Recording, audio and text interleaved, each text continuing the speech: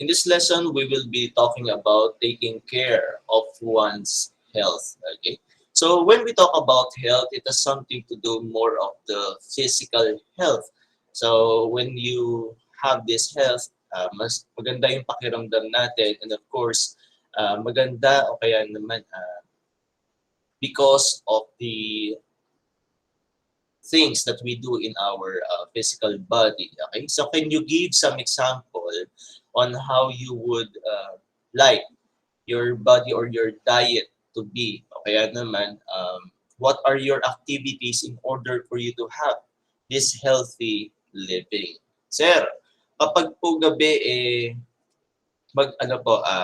maaga po akong natutulog. So, pero po ngayon, hindi po ako masyado makatulog ng maayos. Gawa po ng malapit na po yung midterms o kaya po nagre-ready po ako sa aking mga examinations. Sir, sa umaga po, kahit po nagkaklase po tayo, sinisigurado ko po na nakakain po ako ng almusal. Yan. Sir, kapag po umaga po, naglalakad-lakad po ako, sir. Yan. O kaya po, nag-exercise po ako sa labas, meron pa po akong kasama po na body-body para po hindi po ako mag-isa na nag-exercise. Sino dito yung mas gusto nila meron silang kasama? Yan. Sir, kapag po na-stress po ako, kinakausap ko po yung classmate ko po o kaya po yung kaibigan ko po. Okay? Ano yung mga instances, ano yung mga style natin para tayo ay magkaroon ng healthy living. Sir, ako po, kumakain po ako ng gulay dahil ito po pampahaba ng, ano yung mahaba? Yan, yung buhay daw natin. Okay, sir, iniiwasan ko po yung masyadong makarne. Yan. Kasi po, masama po daw yun sa sa diet ko po. Sir, po ako, naghihilamos po ako sa umaga. Yan. Meron po akong skincare. Kapag gabi po, bago po ako matulog, inaayos ko po yung aking skincare routine para po pagising ko po, fresh pa rin po ako. Sir, kapag po meron po akong mga damit, yan, nilalaban ko po yung mga damit po nito bago ko po suotin. Yan. So ito yung mga manifestations on how we would like to take care of ourselves. Yan. Ano yung mga paraan ninyo para ipakita na mahal ninyo ang sarili ninyo. So hindi lang pala tayo limitado sa pagmamahal sa ibang tao. Dapat din pala inuuna natin yung sarili natin. So this is our topic for this morning. So we have to understand the theoretical foundation of managing and caring for the self. We want to acquire and hone new skills for better management and caring for the self, and of course apply new skills to oneself for a better quality of life. 'Di ba kapag maganda yung pakiramdam natin, kapag maayos yung gising natin, mas masarap magtrabaho, mas masarap mag-aral, mas masarap mabuhay, 'di ba? Kasi maganda yung pakiramdam natin Pero kapag meron tayong sakit, yan. Kapag meron tayong sakit o kaya meron tayong iniindang sakit, halimbawa, masakit yung ngipin natin, masakit yung ulo natin, o kaya groggy tayo dahil puyat tayo. Yan. Sino dito yung madalas magpuyat, tapos paggising nila, parang ang sama-sama ng pakiramdam nila. Hilong-hilo sila, ganyan. Sino dito yung ganon? Dahil marami silang ginawa ng gabi, o kaya naman hindi sila makatulog, ganyan. Paggising nila, yan, hindi sila makapagtrabaho ng maayos, hindi makapag-aral ng maayos, o kaya late pumasok sa Google Meet. Yan. So these are examples kung bakit hindi tayo makapagtrabaho ng maayos, no? Ano yung mga pinagkakaabalahan natin? Bakit tayo hindi tayo makatulog ng maayos? Yan. Kaya naman, meron tayong iniisip dahil stress tayo sa buhay, stress tayo sa trabaho, stress tayo sa sa pag-aaral natin. Kaya pagising natin, yan. So nagmamanifest yung mga ginagawa natin, nagpupuyat tayo. Halimbawa, masyado tayong naludo doon sa paglalaro ng Mobile Legends. Okay, so let's say for example, sino dito yung mahilig maglaro ng mobile games o kaya computer games sa gabi? Tapos pagising nila, yan. Hihikab-hikab kasi naantok pa. Yan. So, okay lang din naman minsan, no? Maglaro, okay lang din naman minsan maglibang. So, entertainment. Ito yung ano natin eh, reward natin sa sarili natin. Of course, it is very important to take care, of course, of ourselves. Di ba nga, sinasabi na sa atin ng mga magulang natin, o tigilan mo yung paglalaro, tigilan mo yung pagsi-cellphone mo, kaka-computer mo yan. So these are the things that we want to avoid. Kasi kapag kinabukasan, meron tayong trabaho, maapektuhan pati yung performance natin. Hindi tayo nakakapagtrabaho na maayos, hindi tayo nakapag-aral na maayos kasi wala tayo sa mood. Okay? Ngayon, pag-aralan natin, ano bang ibig sabihin ng self-care? Okay? Managing and caring for the self is a holistic process. So there are many aspects of the self which needs attention. Okay? Halimbawa, meron kayong issue pagdating sa physical health ninyo. Okay? So you want to provide good activities for your body. Kasi for example, mag-exercise kayo kasi feeling ninyo hindi na masyado nagsisirculate na maayos yung blood ninyo. Kaya naman, hindi natin nagagamit na maayos yung ating mga muscles. So we want to have an activity gaya ng jogging. Kaya sino yung mga nagja-jogging dito? O kaya naglalakad? O kaya nagpo-push-ups? O kaya naman, napansin natin na hindi na masyadong nagagamit yung pag-iisip natin because of certain activities that we are occupied with. Halimbawa, mas madalas tayo naglalaro kaysa nag-aaral. Halimbawa, o kaya we want to troubleshoot problems that has something to do with our business. So, yan.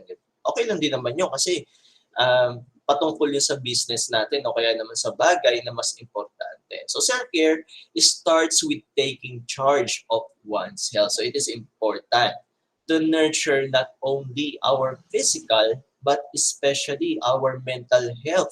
So do you agree with this one? Hindi lang pala physical health ang importante sa atin. Importante din pala yung mental health na tinatawag. Yan. So importante lalo na ngayon, no? Madalas nating ginagamit yung pag-iisip natin. Marami tayong masyadong iniisip, na-stress tayo. Yan. So kapag sinabi nating mental health, inaalagaan natin yung pag-iisip natin. Inaalagaan natin kung ano yung kinukonsumo natin para sa pag-iisip natin. Gaya halimbawa, kung mapapansin niyo yung history ng inyong cellphone o kaya sa search history ng inyong cellphone, ano ang madalas na tinitingnan ninyo sa cellphone ninyo? Yan. So mapapansin ninyo, ito yung ipinapakain natin sa utak natin. O kaya naman, there are some experiences that we cannot avoid. Ibig sabihin, hindi natin maiiwasan ang mga pagkakataon na ito. Ngayon, tatanggapin natin o hindi. O kaya naman, dadamdamin ba natin o hindi. O kaya naman, ibabaon ba natin sa isipan natin yung na-experience natin na masama o hindi. O kaya naman, magpo-focus ba tayo sa kabutihan ng buhay o hindi. Okay? So there are times that we tend to experience bad experiences. No? Sino dito yung kapag may hindi maganda na nangyari sa buhay nila, talagang dinadamdam nila. Talagang nagagalit sila. Eventually, hindi sila makakatulog kasi galit na galit sila sa nangyari sa kanila. O kaya naman, hindi sila tinatawag na mapagpatawad sa taong nakagawa sa kanila ng hindi maganda. So, minsan, okay lang din naman na ma-feel natin itong galit na ito, itong lungkot na ito dahil it is part of our humanity. No? Tayo ay tao lamang, nasasaktan din tayo. Diba? Pero syempre, there are certain period of time wherein we have to go back to our normal activities. Sir, ano pong ibig sabihin po nun? Halimbawa, 2 linggo ka nang nalulungkot, 2 linggo ka nang hindi makatulog. Sino dito yung ganyan dito? 2 linggo na silang hindi makatulog ng maayos. O kaya, 2 linggo na silang nalulungkot. Yan. Pabalik-balik yung lungkot nila. O kaya naman, 2 linggo na kayong nagagalit, na-frustrate kayo sa mga bagay-bagay. Diba? Simpleng bagay pero kinagagalitan ninyo. Yan. So, pansinin ninyo ang mga bagay na ito kasi it has something to do with your mental health. Okay, sir, ano pong gagawin ko po, sir? Okay, pag-uusapan natin mamaya. Today, we'll learn about our stressors, our responses, and coping styles. We'll also learn how to practice self-compassion. Diba? Pag sinabi natin self-compassion, inaalagaan natin yung sarili natin by means of understanding it. Di ba nga, kapag kayo ay merong karelasyon, halimbawa kayo sa inyong pamilya, inuunawa natin sila. Iniisip natin, ano kaya ang magandang approach para maalagaan ko siya. Ganon din tayo dapat sa sarili natin. Sabi ng taking care of one's health. Okay? So, sino dito yung kapag sila ay merong stressful event na naranasan, mas madalas, meron kayong kinakain. Mas madalas kayong kumain, nag-stress eating, kumbaga. Meron ba dito ng mga classmates natin? No? Kapag, sir, kapag po na-stress po ako, lumalabas po ako, kumakain po ako. O kaya naman po, sir, kapag po na-stress po ako, kumakain po ako ng matatamis. Yan. Sir, pag na-stress po ako, kain po ako ng kain. Kaya po minsan, sabi po sa akin ni mama, iwas-iwasan ko daw po yung pagkain po ng marami. Yan. So what situations causes you stress? Ano yung mga bagay o ano yung mga sitwasyon na nagbibigay sa atin ng stress? Halimbawa, sir, kapag po masyado pong marami po yung gagawin po sa school, kapag po masyado pong iniintindi, yan, kain po ako ng kain, maya po meron po akong agahan. Tapos po sa agahan, after po na meron po akong snacks, na ganyan. Tapos bago po mananghalian, meron po ulit akong snacks, mga ganyan. Tapos po bandang hapon, meron po akong merienda. So bago po maghapunan, meron pa po akong kakainin ulit na snacks. So ito yung response natin sa stress. So hindi tawag natin na stress eating. Ano pa? Minsan kapag na-stress tayo, di ba? Nalululun tayo sa mga activities gaya ng pagtatrabaho. Sino naman dito sa mga classmates natin na kapag marami silang iniisip, yan, nagpo-focus na lang sila sa pagtatrabaho nila. Yan. So, yung iba nangyayari, para nagiging addict doon sa pagtatrabaho. Sino dito yung addict sa pagtatrabaho? Ganyan. Diba? Kahit na marami tayong iniisip, so, instead na mag-focus tayo sa sa problema natin, yan, ginagawa na lang natin ng paraan na magtrabaho na lang. Naalala ko nung bata ako, yan, so excuse na lang sa siguro, sa content. Nawalan ako ng father noon. Tapos, anong nangyari? Ako noon, elementary ako noon. So, nasa school ako. Dapat, ang sabi sa kanila mama, huwag daw akong papasok muna ng school kasi yun nga, nawala na si Papa, patay na si Papa. Ngayon, dahil sa stress siguro, hindi ko alam na ganun pala yung response ko. I really have to focus doon na sa pag-aaral. I really have to focus doon sa bagay na walang kinalaman doon sa pamilya ko. Kaya naman walang kinalaman doon sa pagkamatay ni Papa. So pumasok ako. Ngayon, sinundo ako ni Mama noon. Sabi niya sa akin, "Nak, ba't ka pumasok?" Sinabihan din yung teacher ko, "Ma'am, kasi po, namatay po yung father po ni Donnies, kaya po susunduin ko po siya." So this is how I respond to stress noong bata ako. Kahit hanggang ngayon, napansin ko to, na kapag na-stress ako, parang mas gusto ko na lang magtrabaho, parang nag-overwork ako. Yan. Yun yung napansin ko pagka na-stress ako minsan. Ang tendency ko naman sa stress, yan, minsan napapabayaan ko yung sarili ko sa pagkain. Yan. Sino dito yung kapag na-stress sila, napapabayaan nila yung pagkain nila? Yan. Diba? Ganun yun minsan. No? Kapag meron na kayong trabaho, mapapansin nyo yan na ganito yung mga tendencies natin sa stress natin. So ito, yung paraan ko noon to overcome with stress. So kayo, what do you do to overcome your stress? Ngayon, pag-usapan natin kung ano ang iba't ibang ibig sabihin ng stress at ano ang ibig sabihin ng stress management.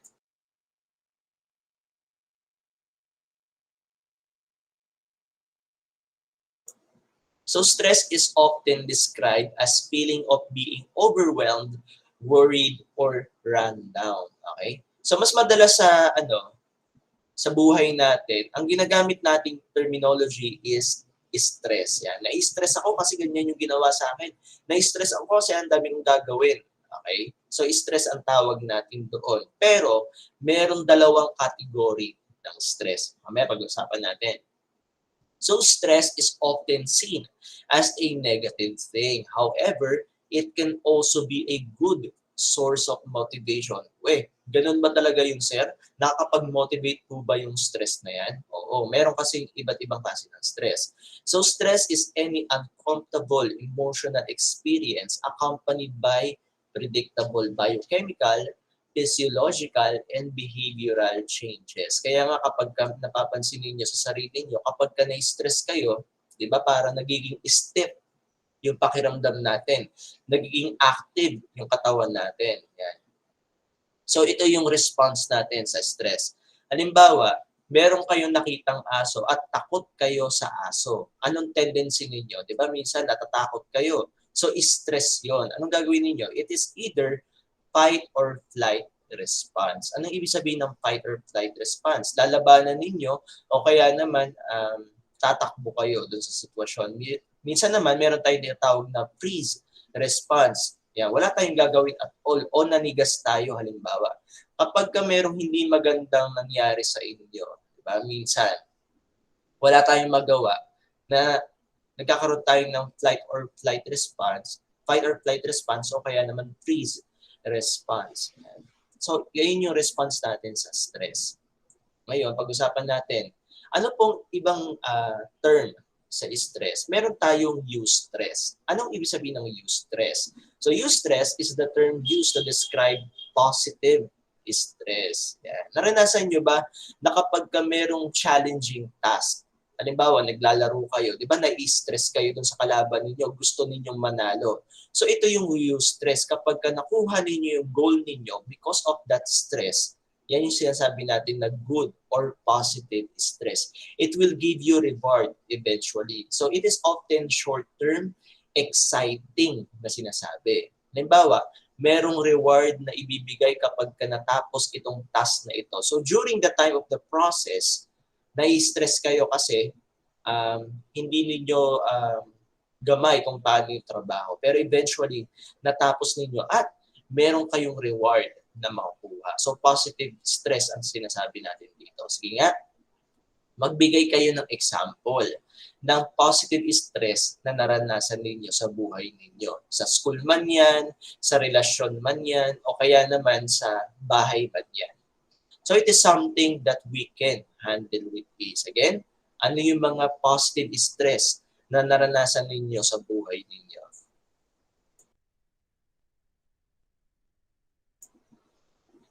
So minsan, di ba, kapag ka nandiligaw kayo o kaya kapag nililigawan kayo, ang nangyayari sa atin minsan, we are excited about how we will be responding through text o kaya naman sa message na nanliligaw sa atin o kaya sa nililigawan natin. Na-stress tayo.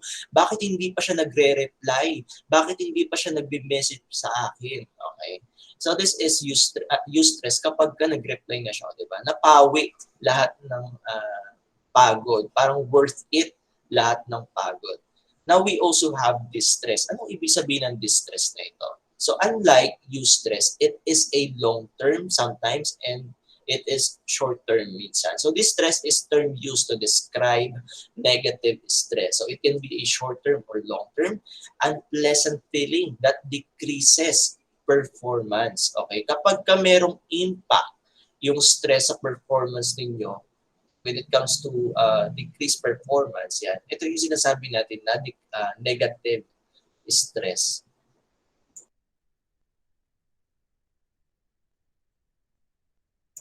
O ito naman, magbigay naman kayo ng example ng stress o circumstance wherein bumababa yung performance level ninyo because of this negative stress. Naku sir, lagi po kasi yung sinasabihan ng hindi magaganda ng girlfriend ko po. Hindi po akong sinasabihan na maganda ng ng ng mga katrabaho ko po. Napaka-toxic po halimbawa ng mga classmate ko po. So ito yung sinasabi natin na negative stress. Parang tinatamad na po ako pumasok. Parang tinatamad na po ako magtrabaho. Parang tinatamad na po ako bumangon sa umaga kasi po nai-stress po ako sa kanila. Ito yung sinasabi natin na negative stress. So it is something that is seen as difficult to handle and may cause anxiety. Pag sinabi natin anxiety, merong mga bagay na hindi natin alam bakit tayo kinakabahan. Iba ito sa fear. Yung fear na sinasabi natin, alam natin kung saan tayo natatakot. Yung anxiety, hindi natin alam kung bakit tayo natatakot. O kaya naman, bigla tayong inaatake ng kaba. No? Bigla na lang nagpalpitate, bigla na lang kinabahan, bigla na lang naiyak. Bakit ako umiiyak? Hindi ko rin alam. So anxiety minsan ang sabi natin dyan. Okay, what are the causes of eustress? So number one is starting a new hobby, activity, or venture. Yan. Kapag tayo ay merong mga bagong activities, na-excite tayo na tapusin ito, na-excite tayo na gawin ang mga bagay na ito. O kaya naman, being in a relationship, kapag bago pa lang sa relasyon, di ba? Gustong-gusto natin ibigay lahat, todo-todo, walang preno. So, relationship, ang sabi natin, no? Aiming for a higher grade at school or position at work. When you are motivated to gain something at school or work, so possibly, you have this eustress. Excited ka na matapos yung semester. Excited ka na maipasa yung ginawa mong video presentation. Excited ka na makapag-report. Excited ka na makuha mo yung position na gusto mong makuha sa trabaho. So possible that you have eustress. Kahit na na-stress ka, worth it pa rin. So buying something from hard-earned money, pinag-ipunan mo, pinagtrabahuan mo, yung bagay na gustong-gusto mo. Yan. So possible, kapag nakuha mo na, yan, worth it lahat ng pagod. Sino dito yung merong mga koleksyon? Yan. Sino dito yung merong mga bagay na pinag-iipunan sila at kahit na mahirap, yan, pag-iipunan at pag-iipunan mo pa rin. Yan. So meron tayong holiday seasons. 'Di ba kapag fiesta, na-stress kayo kasi kayo yung naghahanda. Tapos iniisip ninyo kayo yung maghuhugas ng plato. Iniisip ninyo kayo yung magluluto. Bakit ako yung magluluto? Pero kapag nandiyan na yung pamilya ninyo, kapag nagtipon-tipon na, masaya naman. O kaya naman kapag may birthday, sino dito yung laging pinagluluto? Nila nanay at tatay. O nak, tulungan mo ko magluto. Nak, punta ka ng palengke, tapos padabog-dabog ka pa. Pero kapag nandiyan na yung mga pinsan mo, nandiyan na yung mga kaibigan mo, excited ka na.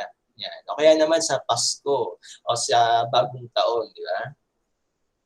Sino dito yung mga tagahugas ng plato? Ganyan. Hindi natutuwa kapag merong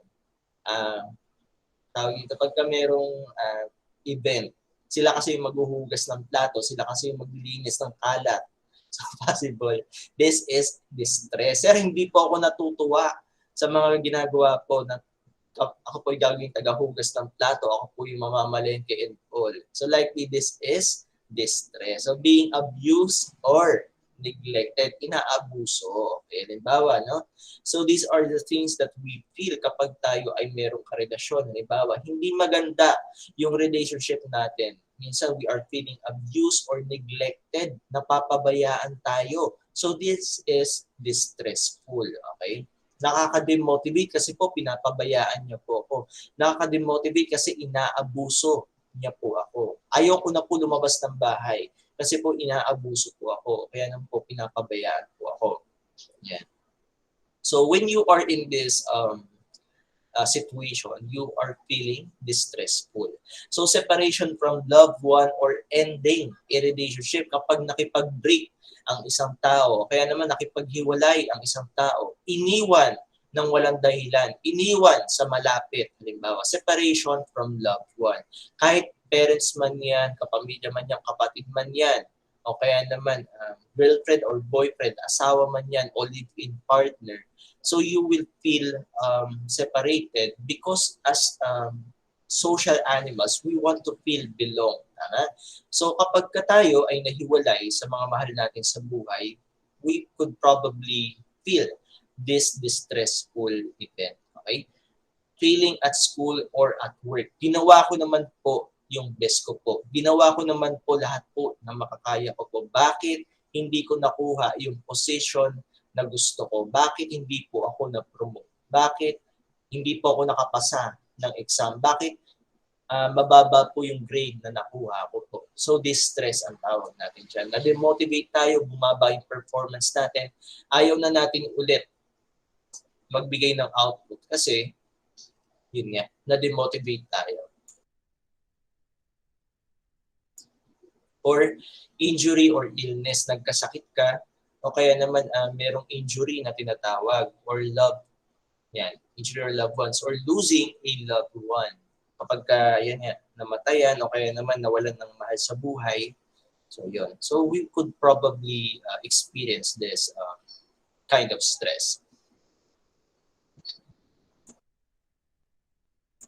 So our feelings, thoughts, and habits can cause stress of personal fears, worrying about the future, repetitive thought patterns, and unrealistic expectations. Okay? Minsan sa buhay natin, kaya tayo na-stress or kaya tayo nagkakaroon ng distressful situation because of unrealistic expectation. Masyadong mataas yung expectation natin, masyado tayong pihikan, sabi dito. O kaya naman, repetitive thought patterns. Paulit-ulit nating nire-recite sa utak natin na hindi natin kaya o kaya hindi ko kayang gawin ang mga bagay na ito. You are not good enough. Sino dito yung ganyan sa sarili nila?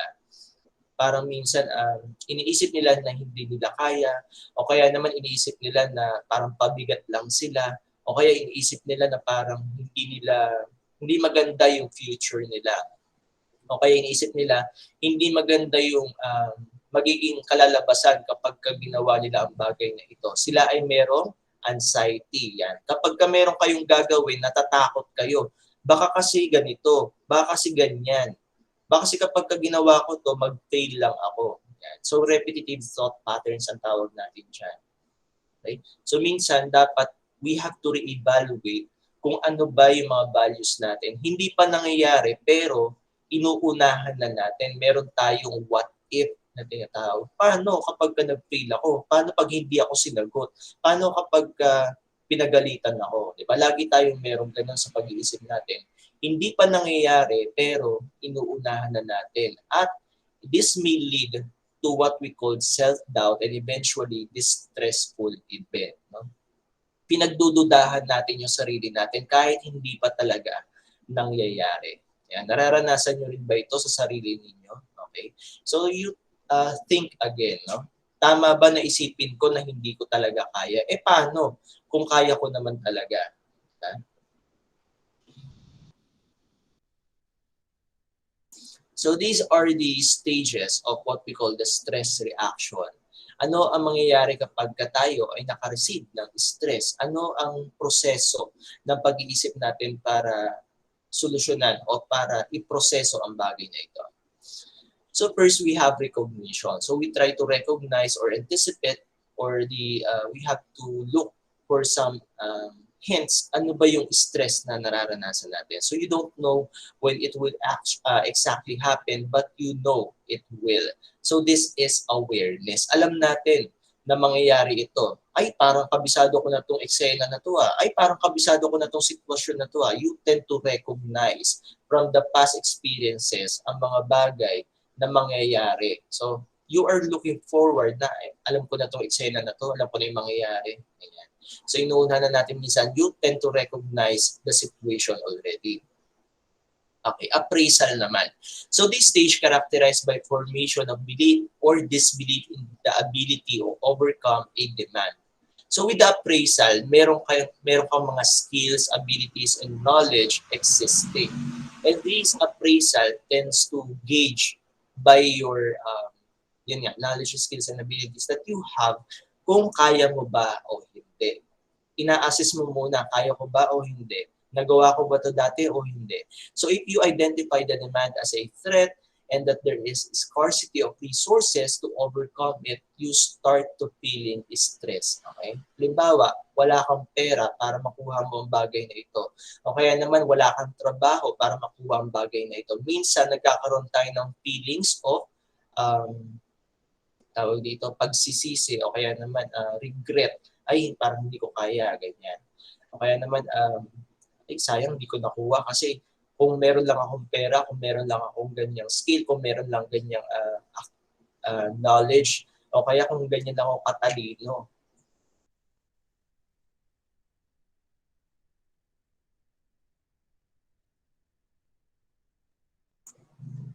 O kaya naman, alam natin sa sarili natin na meron tayong talent na ganito. Sabi ni nanay, nak, magaling ka namang kumanta, nak, kaya mo namang gawin yan. Kaso, ikaw mismo pinagdudahan mo yung sarili mong abilidad. So yan, tinatawag natin na appraisal. So meron naman tayong mobilization. So mobilization, this stage is characterized by how the body gets triggered and prepared. So nagkakaroon tayo ng mga physiological activities with our body. So it tends to ready us with the stress that we will be facing. Okay, let's say for example, gaya ng nabanggit natin kanina, there is a dog, tapos takot kayo dun sa aso na yon. Okay? So, ang tendency ng body natin is to make it ready. No? Kapag ka nandiyan na yung aso, tatakbo ka na halimbawa. O kaya naman, merong graded recitation. Napapansin nyo ba minsan, kapag ka nandun na kayo sa sitwasyon, bigla nyo na lang nakikita yung sarili ninyo na parang ako ba talaga yung nag-recite? Ako ba talaga yung nag-report? Ako ba talaga yung gumawa niyan? Parang hindi kayo makapaniwala. This is because of what we call adrenaline. Diba? Nabuhat ninyo bigla. Kaya ko pala yun. Ganun, diba? Parang hindi tayo makapaniwala. This is because of the tendency of our body to release hormone, what we call the adrenaline. So yan, familiar ba kayo sa adrenaline? Hindi mo napansin na gawa mo. This is because of this mobilization. So the nervous system communicates the rest of the organs, glands, and hormones that start reacting to the foreseen threat. Ayan, halimbawa, sabi, next, itinawag yung pangalan mo, pinatayo ka sa harapan, tapos nag-recite ka. Yun, tapos bigla ka na lang napa-English talagang dire-diretso. So, mobilization ang tawag doon. O kaya naman, nandiligaw ka. Tapos yung nililigawan mo, napasagot mo. Di ka ngayon makapaniwala. Kasi akala mo, i-reject ka.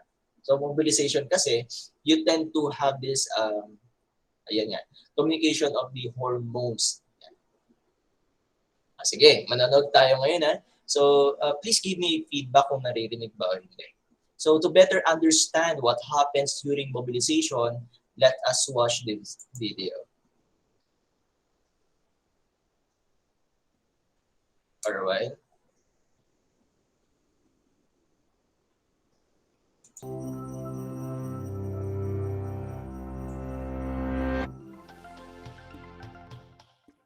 Cramming for a test? Trying to get more done than you have time to do? Stress is a feeling we all experience when we are challenged or overwhelmed. But more than just an emotion, stress is a hardwired physical response that travels throughout your entire body. In the short term, stress can be advantageous, but when activated too often or too long, your primitive fight or flight stress response not only changes your brain, but also damages many of the other organs and cells throughout your body. Your adrenal gland releases the stress hormones cortisol, epinephrine, also known as adrenaline, and norepinephrine. As these hormones travel through your bloodstream, they easily reach your blood vessels and heart. Adrenaline causes your heart to beat faster and raises your blood pressure, over time causing hypertension. Cortisol can also cause the endothelium, or inner lining of blood vessels, to not function normally. Scientists now know that this is an early step in triggering the process of atherosclerosis, or cholesterol plaque buildup in your arteries. Together, these changes increase your chances of a heart attack or stroke. When your brain senses stress, it activates your autonomic nervous system. Through this network of nerve connections, your big brain communicates stress to your enteric or intestinal nervous system. Besides causing butterflies in your stomach, this brain-gut connection can disturb the natural rhythmic contractions that move food through your gut, leading to irritable bowel syndrome, and can increase your gut's sensitivity to acid, making you more likely to feel heartburn. Via the gut's nervous system, stress can also change the composition and function of your gut bacteria, which may affect your digestive and overall health. Speaking of digestion, does chronic stress affect your waistline? Well, yes. Cortisol can increase your appetite. It tells your body to replenish your energy stores with energy-dense foods and carbs, causing you to crave comfort foods. High levels of cortisol can also cause you to put on those extra calories as visceral or deep belly fat. This type of fat doesn't just make it harder to button your pants. It is an organ that actively releases hormones and immune system chemicals called cytokines that can increase your risk of developing chronic diseases such as heart disease and insulin resistance. Meanwhile, stress hormones affect immune cells in a variety of ways. Initially, they help prepare to fight invaders and heal after injury. But chronic stress can dampen the function of some immune cells, make you more susceptible to infections, and slow the rate you heal. Want to live a long life? You may have to curb your chronic stress. That's because it has even been associated with shortened telomeres, the shoelace tip ends of chromosomes that measure a cell's age. Telomeres cap chromosomes to allow DNA to get copied every time a cell divides without damaging the cell's genetic code. And they shorten with each cell division. When telomeres become too short, a cell can no longer divide, and it dies.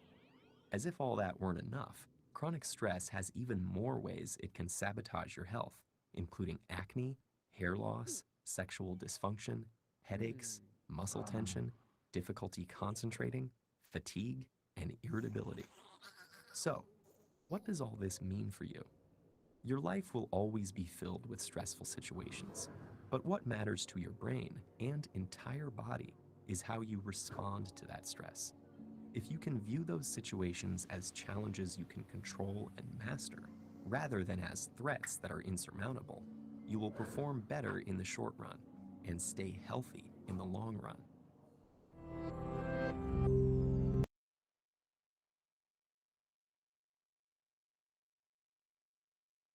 Okay, yan. So, ano yung mga natutunan ninyo sa video presentation natin? So, napaka-complex pala ng stress na sinasabi natin. No? Kapag ang tao ay nakakaroon sila ng experience of stress, this body that we have tend to have this mechanism to combat it. No? So, ano yung mga natutunan ninyo sa napanood ninyo? So how body reacts to stress, okay? So we have our nervous system, so brain-gut connection, as well as cortisol, the epinephrine and norepinephrine, right? So the response, so this is stage that characterized by physical action, which usually choosing between fight or flight response. Ito yung nabanggit natin kanina.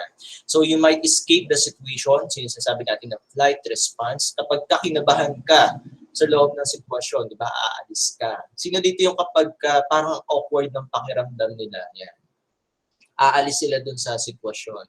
Tapos kapag merong gathering, halimbawa yung pamilya, okay, parang nahihiya ka, so aalis ka dun sa grupo. O kaya naman, meron kayong group activity, hindi ka a-attend. So flight response ang tawag natin dyan. O kaya naman, today is your recitation day.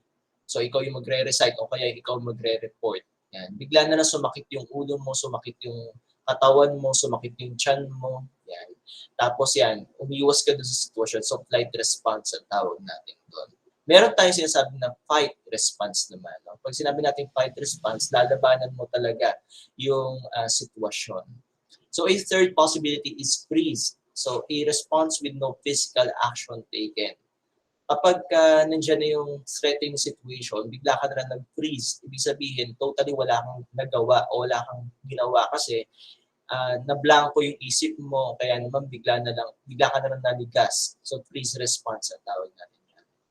So return is characterized by state of mind and bodily functions going back to their usual calm states. Yan. Bumalik ka na sa normal. So this only happens if a threat is neutralized or removed. Yan.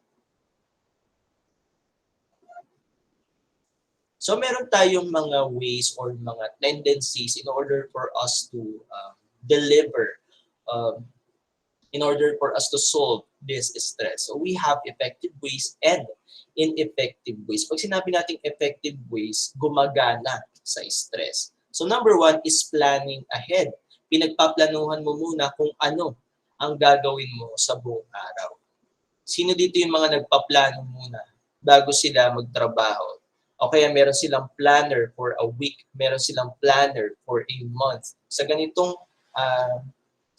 week, meron akong ganito dapat. Sa ganitong month, meron dapat akong ganito. Ganyan. Meron kayong nililista na mga activities ninyo kapag kayo ay may gagawin. So, effective ito na paraan para hindi tayo nai-stress. Di ba? Kaya nga minsan, kapag iniipon natin yung trabaho natin at hindi natin pinaplano kung kailan dapat siya gawin, yan, nagka-cram tayo. So, ibig sabihin, hindi natin napagplanuhan ng maayos. O kaya naman, 4 years after ng klase, no, natapos na ninyo yung pag-aaral dapat ninyo. So, nagpaplano na kayo. Paano ang gagawin ko para matapos ko agad yung pag-aaral ko? Okay, meron tayong talking things out. Ibig sabihin, yung mga hindi magagandang nararanasan natin, inilalabas natin, ikinikwento natin sa ibang tao. Sino dito yung kapag may problema sila, kinakausap nila yung kaibigan nila, yung parents nila, o kaya yung mga close nila sa buhay. So kapag kayo ay merong stressful event na nararanasan, it is very important for you to talk it out. O kaya naman, isinusulat ninyo. Sino dito yung kapag na-stress sila o nalulungkot sila, sinusulat nila. Yan. So journal, pwede rin yun. So importante na ma-materialize ninyo o kaya naman mailabas ninyo yung sama ng loob na yan. So acting kind. So minsan gumagawa tayo ng kabutihan sa ibang tao kapag tayo ay merong hindi magandang nararanasan. No? So we try to convert the negative energy into a more productive manner. Okay? Minsan naman, eating nutritious food. Instead of eating unhealthy junk foods o kaya naman salty o kaya naman yung matatamis na pagkain. So instead of eating that, no, kumain kayo ng healthy na pagkain. Prutas, pwede yan. So tumitingin kayo sa palengke, ano yung pwedeng kainin kapag ka nai-stress. So yung mga masustansya dapat. So getting active. So ito yung sinasabi ko kanina na kapag ka nai-stress, possible that you will convert that energy or negative energy into some activities. Halimbawa, meron kayong exercise, meron kayong ibang activities aside from unhealthy activities gaya ng mobile gaming. Ano? So minsan kasi hindi maganda yung tawag dito, yung mobile gaming as a response to stress. Lalo na kapag naging addictive ang ating response to that. So maaaring masira yung mata natin eventually o kaya naman lagi tayong nakaupo lang. So dapat active yung katawan natin. Kasi ayun yung design na meron ang katawan natin, no? To be active is very important. Ano naman yung mga ineffective ways? So hindi gumaganang paraan para masolusyonan ang mga problema. So number 1 is procrastinating. Ibig sabihin, ipinagpapaliban natin yung mga trabaho. Sige nga, magbigay kayo ng example. Once in your life, ano yung naging response ninyo sa stress at nag-procrastinate kayo? So isolating from friends and family. This is a no-no. Dapat, kapag kayo ay nalulungkot o kaya meron kayong stress na nararanasan, no, the more you have to connect with your friends and family. Okay? Huwag kayong lalayo sa kanila. Okay? Being aggressive. Okay? Kapag tayo ay nai-stress, ibinubuntong natin sa iba yung problema natin, di ba? Kapag ka na-stress ka, sinasaktan mo yung alaga mo, sinasaktan mo yung taong mahal mo, sinasaktan mo yung taong walang kalaban-laban. So, stress eating. So, hindi rin maganda tong stress eating na ito, especially when you consume junk foods. O kaya naman, using drugs or alcohol. Yan.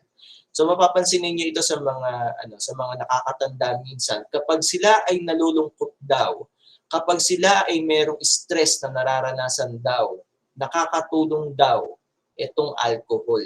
Yan. So, sabi nung, huwag mo kong pakilaman kasi itong alcohol lang o yung pag-inom lang ang nagbibigay sa akin ng kasayahan o yung panandalian na nakakalimutan ko yung problema ko. Yan. So, totoo ba na kapag umiinom ng alcohol ay nakakalimutan natin yung problema natin? So, totoo siguro panandalian kasi it will inhibit our cognitive functioning o yung ating executive functioning.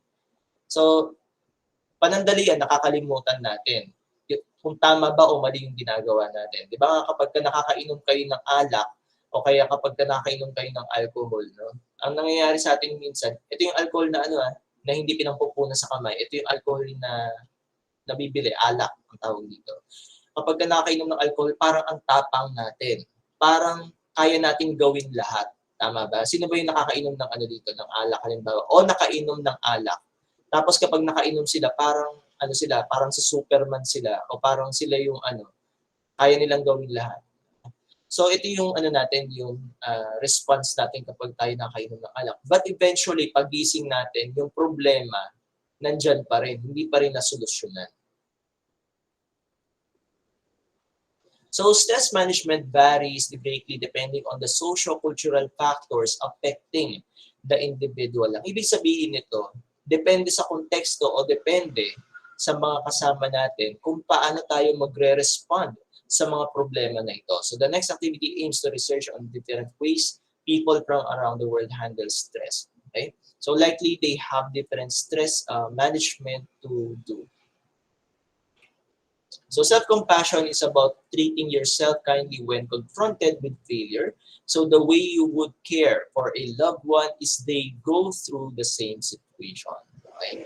So we have self-kindness, common humanity, and mindfulness. Kaya importante minsan na nagmumuni-muni tayo bago tayo gumawa ng action. O kaya naman, sabi ng classmate natin kanina, we have to, meditate first. O kaya naman, meron tayong mga exercise ng mindfulness. Iniisip muna natin kung tama ba ang gagawin natin.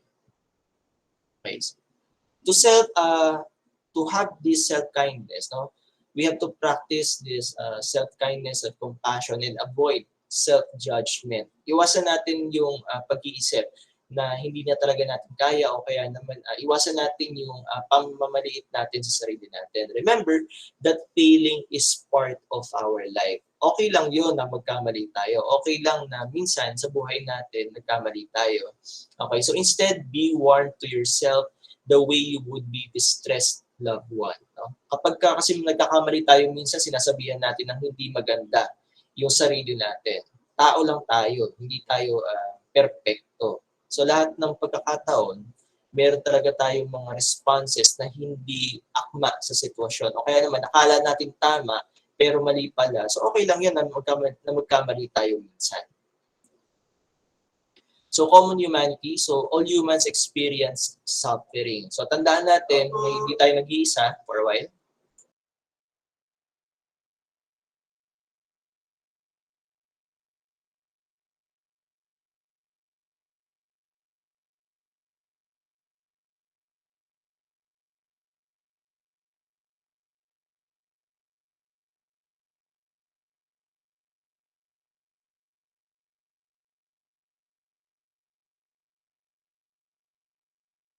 Okay. So common humanity gives us an hint na hindi lahat ng pagkakataon sa sarili natin yung problema natin. Of course, we have this tendency to na magkamali, okay? So lahat tayo nagkakamali at lahat tayo ay may kanya-kanyang pinapasa na problema. So while you are having a hard time, somebody else is trying to face his own issues too. Okay, we have mindfulness again. To practice self-compassion, Okay, so instead maintain a receptive mind. State and acknowledge thoughts and feelings as they are without trying to suppress or deny them. So tanggapin natin ang mga bagay na nangyayari sa buhay natin as they are, since this is mindfulness. No? Hindi natin maiiwasan na merong tao na magsasabi sa atin ng mga hindi magagandang bagay. So mindfulness ang tawag natin dyan. O kaya naman tanggapin natin na meron talagang mga instances na hindi natin kaya ang mga bagay na ito. Okay? So kasi kapag dinideny natin na dapat makontrol ko yung emosyon niya, dapat makontrol ko kung anong sasabihin niya, the more that we control, the more that we are suppressing our mindfulness. Okay? So through our discussion activities, we learned about self-compassion can affect an individual and society as a whole. Now let's watch another video about self-compassion and how to practice it, or tips how we can stay kind to ourselves in the face of difficult situations.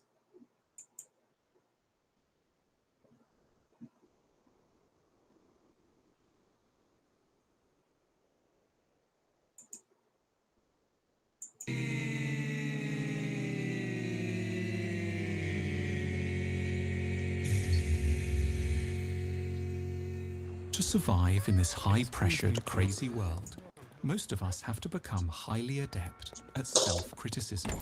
We learn how to tell ourselves off for our failures and for not working hard or smart enough.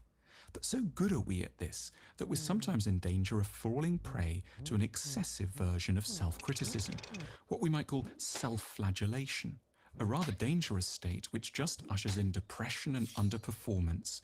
We might simply lose the will to get out of bed. For those moments, we need a corrective.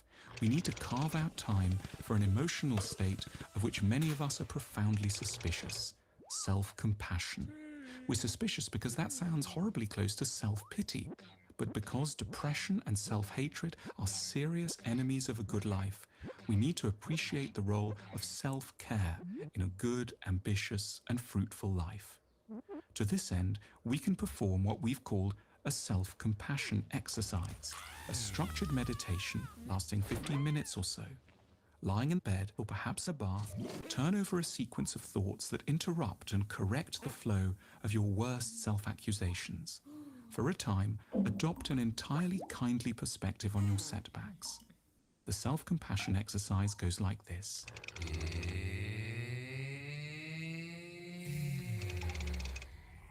We're so in love with success, we fail to notice the scale of the challenges we routinely set ourselves.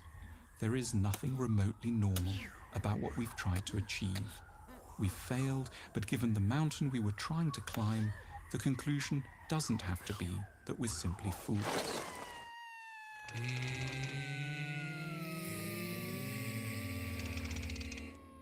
We have tricky family histories, we all do. There were things which happened to us at the hands of others which can help to explain some of our current troubles. We're not entirely sane or well, but none of us are. We weren't well set up to carry out certain tasks. It isn't wholly our fault in the here and now.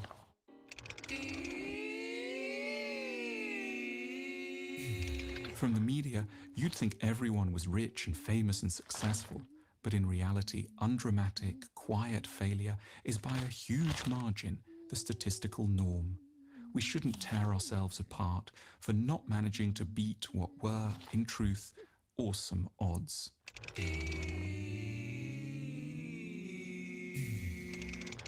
Tough, self-critical people don't allow themselves the indulgence of believing in luck.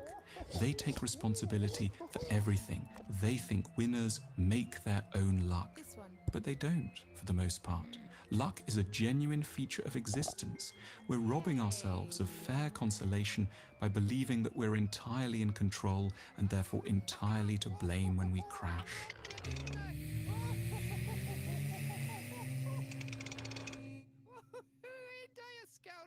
You are not only your achievements. Status and material success are one bit of you, but there are others as well. Those who loved you in childhood knew this and in their best moments helped you to feel it. Rehearse the internalized voices of all those who've been kind to you. Bathe in the memory of a love independent of achievement.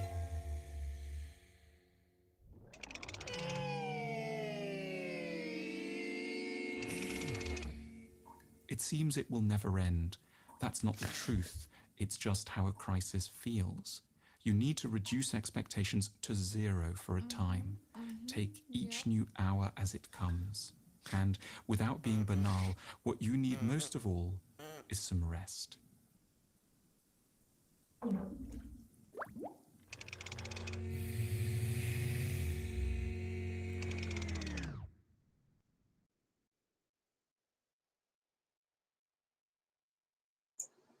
Yan. Sige.